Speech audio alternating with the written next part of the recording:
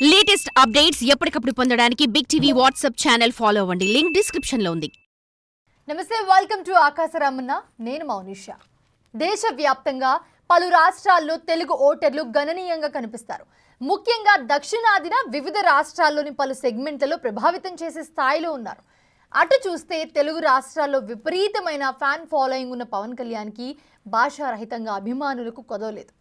ఆ క్రమంలో బీజేపీ జనసేన అధ్యక్షుడిని తన ట్రంప్ కార్డుగా మార్చుకుంటుందా? సనాతన ధర్మ సూత్రాలతో దేశవ్యాప్తంగా ఫోకస్ అవుతున్న జనసేనాని ఎన్డీఏ కూటమికి స్టార్ క్యాంపెయిన్ కానున్నారా? మొన్న తెలంగాణ, నిన్న ఆంధ్రప్రదేశ్లో పవర్ చూపించి మహారాష్ట్ర ప్రచారంలో సత్తా చాటుకున్న AP deputy CM next target ఏంటి?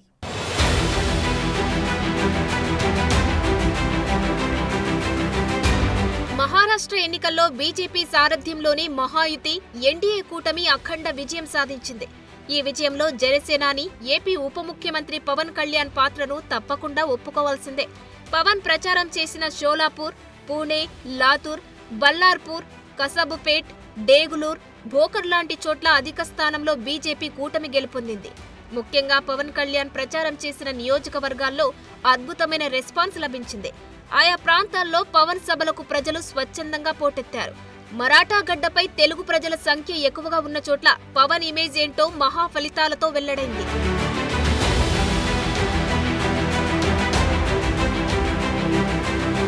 ఆంధ్రప్రదేశ్ ఎన్నికల్లో తన ఇమేజ్ తో జనసేనకు 100% స్ట్రైక్ రేట్ సాధించి యావత్తు దేశం దృష్టిని ఆకర్షించిన పవన్ కూటమి విజయంలో కీలక పాత్ర పోషించారు.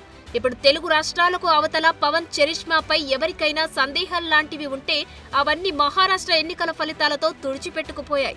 ఇప్పుడు పవన్ కళ్యాణ్ మహారాష్ట్ర మొదలుకొని కింద ఉన్న దక్షిణాది రాష్ట్రాలలో బీజేపీకి ప్రధాన ప్రచారాస్త్రంగా మారారు.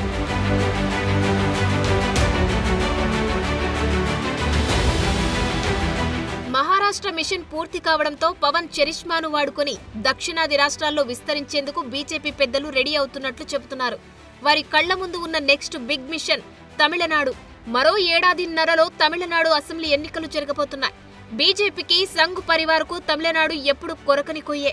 అక్కడ రాజకీయం అంతా డీఎంకే, అన్నా డీఎంకేల మధ్య నడుస్తుంటుంది. అక్కడ బీజేపీ పునాదులు ఏర్పాటు చేసుకోవడానికి కూడా తమిళనాట ప్రజలు అవకాశం ఇవ్వడం లేదు.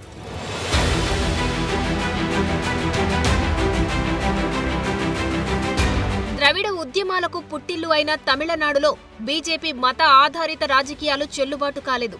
రాజకీయ దిగ్గజాలు కరుణానిధి, జయలలితల అస్తమయం తర్వాత పరిస్థితులు కొంత మారాయి.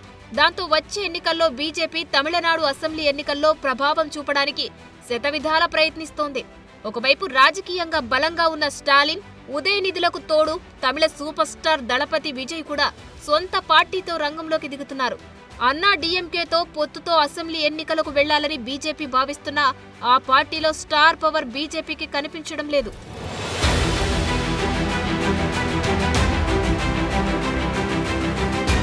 తమిళనాడు అసెంబ్లీలో 234 సీట్లు ఉన్నాయి. అక్కడ విజయానికి కావలసిన మ్యాజిక్ ఫిగర్ 118. గత ఎన్నికల్లో డీఎంకే పార్టీ సోలోగా 133 సాధించింది. అంత బలంగా ఉన్న డీఎంకేను ఢీకొట్టడం అంత సామాన్యమైన పని కాదు.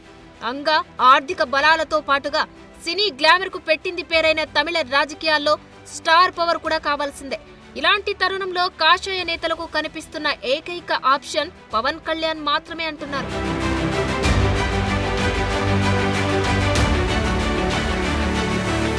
పవర్ స్టార్ గా పవన్ ను తమిళులకు ప్రత్యేకంగా పరిచయం చేయాల్సిన అవసరం లేదు.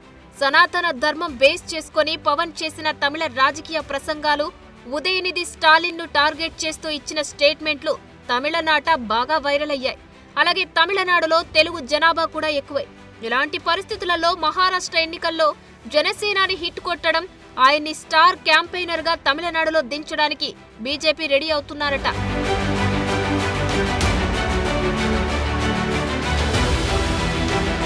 తమిళనాడుతో పాటు దక్షిణాది రాష్ట్రాల్లో బీజేపీ పాగా వేసేందుకు పవన్ కళ్యాణ్ ని సనాతన ధర్మం పేరుతో వినియోగించుకోబోతుందంటున్నారు. దక్షిణాదిలో 5 రాష్ట్రాలు ఉండగా ఒక ఏపీలో మాత్రమే బీజేపీ కూటమి అధికారంలో ఉంది. మహారాష్ట్రలో సాధించిన విజయంతో మిగిలిన చోట్ల పాగా వేసేందుకు పవన్ కళ్యాణ్ అనే ఆయుధాన్ని వినియోగించుకోబోతుందట.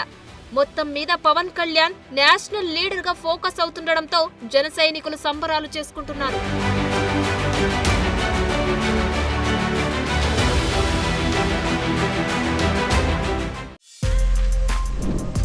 For more videos like this, subscribe Big TV channel.